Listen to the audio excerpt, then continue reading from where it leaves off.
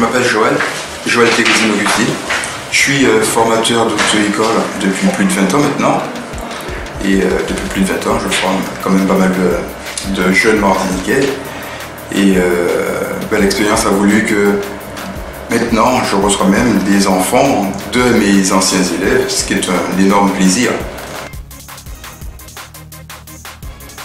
En fait, je suis devenu moniteur auto-école parce que j'aime beaucoup l'automobile et j'aime beaucoup aussi enseigner ce que je sais. Et je crois que c'est une fibre que j'ai depuis que je suis tout jeune, parce que depuis tout jeune déjà, avec mes frères et sœurs, dont je suis l'aîné, je prenais plaisir à leur montrer ce que je savais, comme nager, comme faire du vélo et tout plein d'autres choses. Et donc c'est vrai que ça m'est venu avec l'amour de la voiture et l'amour d'enseigner, de devenir moniteur d'auto-école. Et c'est un plaisir de partager ce que je sais avec mes élèves, parce que ça ne s'arrête pas seulement au permis, l'apprentissage de la conduite, mais ça va beaucoup plus loin parce que c'est toute une éducation derrière et on a quand même cette responsabilité justement de donner le meilleur de nous-mêmes pour que nos élèves restent en vie le plus longtemps que possible. En fait, ce qui m'anime, c'est de prendre un élève qui au début a ses craintes parce que ne sait rien faire, n'a jamais touché une voiture, ne sait même pas comment tourner le volant, ne comprend pas forcément le rôle des yeux pour diriger la voiture. Généralement, porte son attention sur le volant ou sur le devant de la voiture ou sur les obstacles.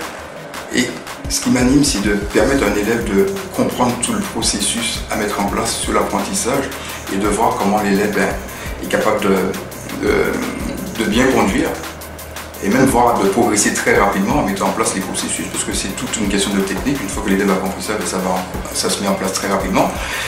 D'obtenir son permis, et puis après le plaisir, c'est de les voir sur la route avec des groupes de grands coups de klaxon qui, pour eux, est leur manière de me remercier. Mais ce qui m'anime, c'est le partage qu'il y a entre l'élève et moi, en fait, parce qu'il y a une transmission de part et d'autre.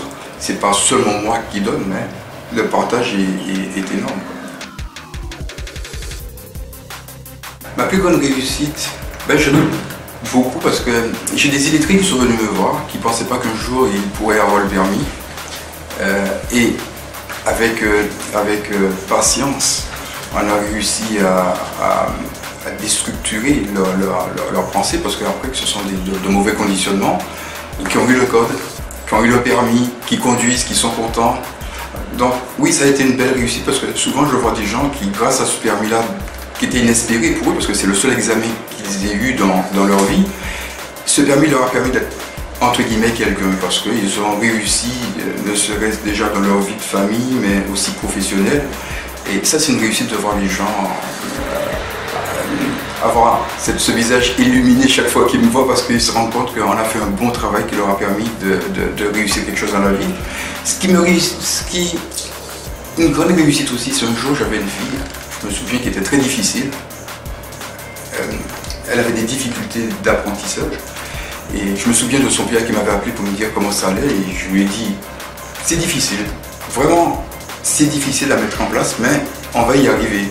Et le père qui me disait que de toute façon il ne va jamais y arriver, de toute façon dis-le lui et qu'elle laisse tomber.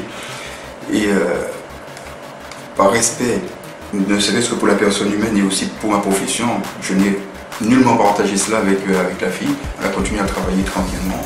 Elle a réussi son examen du premier coup et je lui ai dit dis à ton père de m'appeler. Et jamais le père ne m'a appelé. Donc oui, il y a des anecdotes comme ça qui sont très... qui portent à réfléchir, effectivement, et ça fait partie des choses au-delà de l'argent, qui sont des anecdotes qui nous construisent nous aussi, parce qu'on apprend aussi à travers les gens, à travers les élèves, à travers le message qu'on fait passer, à travers leur personnalité même aussi. Et ce qu'ils ne se rendent pas compte, c'est qu'il y a un travail qui est fait dans les deux sens. Donc c'est ce qui me motive, c'est le contact, c'est l'apprentissage, c'est pouvoir permettre à chacun de se dépasser, de donner le meilleur d'eux-mêmes. C'est ce que je suis en train de faire avec une dame qui a plus de 40 ans, qui certainement va peut-être se reconnaître. Il y a des gens qui pensent qu'ils ne vont pas y arriver, que c'est difficile, que c'est pas fait pour eux, et puis de pouvoir trouver le bon langage qui leur permette justement de donner le meilleur.